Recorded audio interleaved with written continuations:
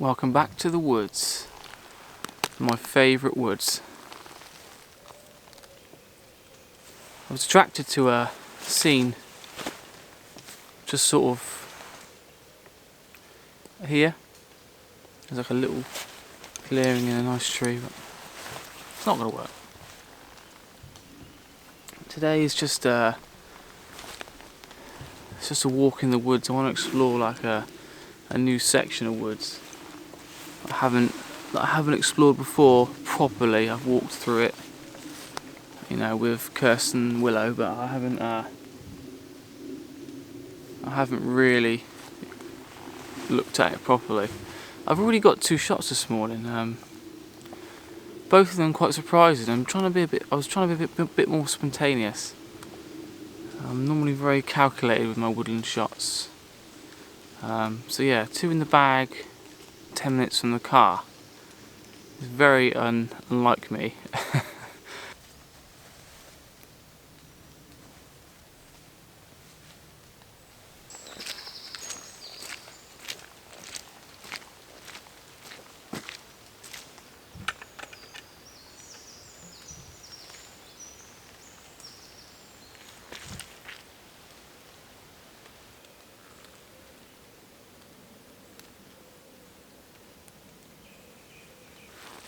Now what I'm doing here is there's a little bit of mist in that canopy that's open. It's not as dense, and I've got some real dark dominant trees mainly on my right, but I've got one on the left as well.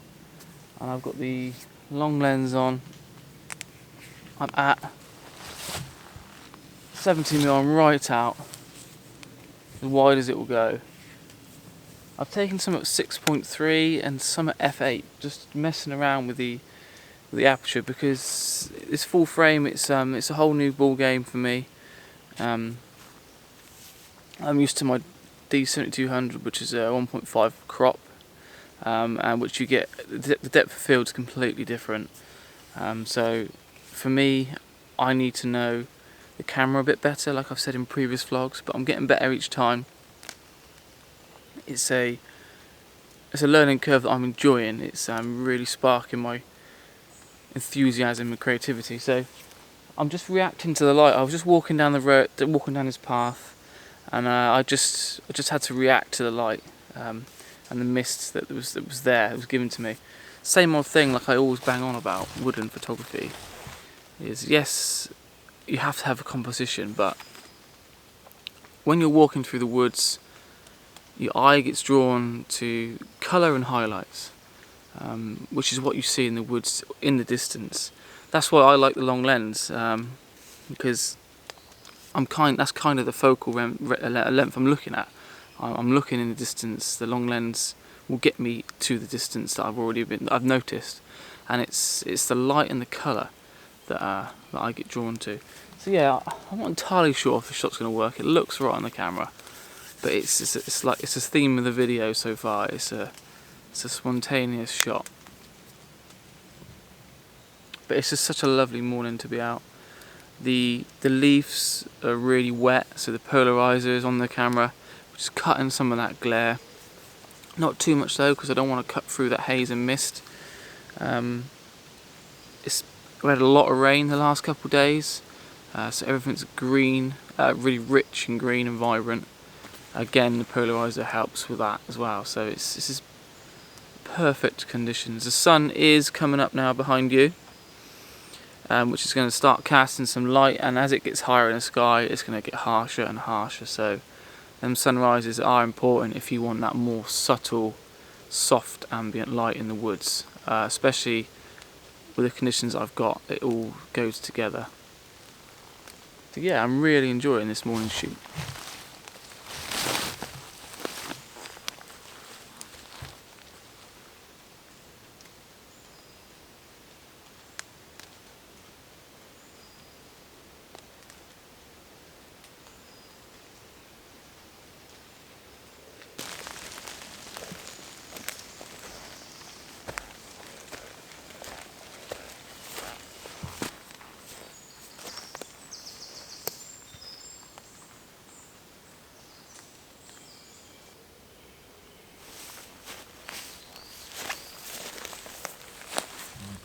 So again, I'm reacting to the light.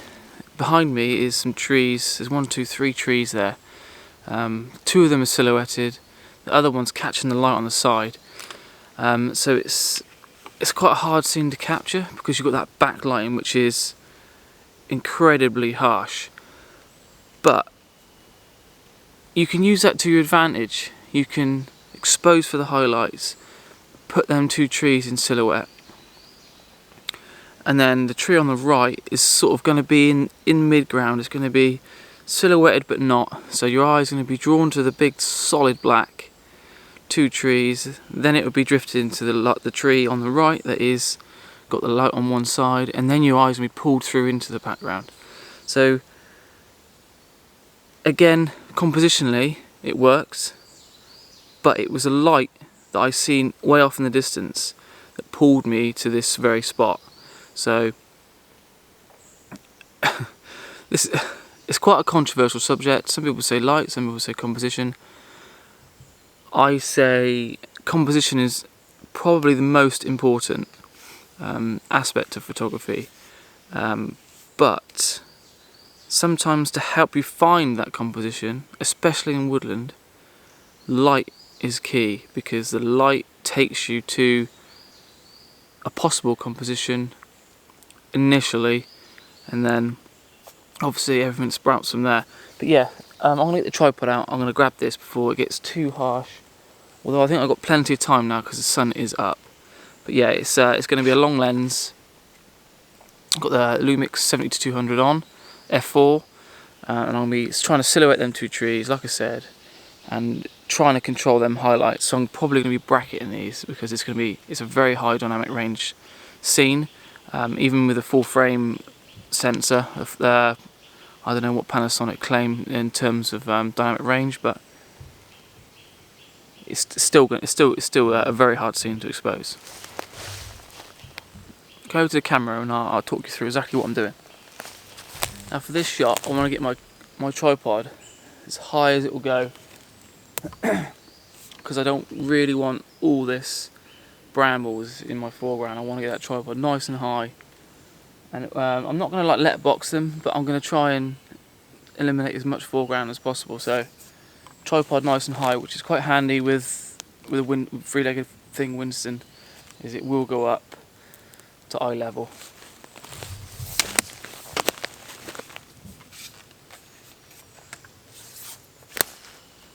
And the next thing is, I've got metal spikes. You want a real sure footing, especially when using a telephoto lens, you know, towards the far end of the telephoto lens. You want something nice and sturdy. The spikes just help you get that real sturdy foundations to put your big lens on. Next thing is, you want to fix this nice and secure. Because the Lumix is quite heavy, I've got a tripod collar on my telephoto lens. Some people say you don't need it, blah blah blah blah. I have fixed the Lumix to the L bracket, and it does droop. It does it every time, even with everything really locked in. It still sags a little bit. So love them or hate them, I always use a tripod collar if I need to, especially with a big girl, because like I said, you want to shore it up as much as possible. So my camera's nice and sturdy. I'm on my tripod. I'm taking bracketed shots. I've ground that dial nice and tight. I got rid of my quick release lever just because I didn't trust it, especially with a camera that's on loan. Yeah, so tripod's nice and sturdy. My exposure's not going to move or change by my gear, because I know that I've done a process that I do every time, and I know that it works. I'm focused. I'll tell you what I do, I'll bring you around so you can see exactly what I'm doing. Right, now you can see something major. I would think you're thinking, why the hell am I an ISO 800? And that is because I want as fast a shutter speed as I can, and I don't want to alter my f-stop any lower than f9. At this moment in time, I want to see what the result it gives me. I know that this camera can handle ISO 800. I'm not going to be boosting the shadows in these two trees, so I know I'm not going to get too much noise or visible noise in them trees. And the reason I want a faster shutter speed is because these trees in the background, are blowing around in the wind, and these trees up here in the corners, and it's very distracting. I want as minimal amount of motion blur as possible, and I don't want to go into Photoshop and have to blend exposures, a focus stack, if you want to call it that. So what I'm trying to do is do this in one shot. I'm not too bothered about these trees being silhouetted. Like I said, this is what drew me to the shot. There's these two black trees, this tree on the right that has the light hitting more of the tree now, but more earlier it was hitting just on the left hand side, and this sort of highlighted area in the background, which sort of pulls you to the background. So yeah, that's kind of my thought process behind this image. So yeah, what I might do now is I'll try and go down to sort of f6.3 maybe, f-stop wise, and just see what sort of depth of field that gives me between the tree on the right that's in light, and the two trees that are in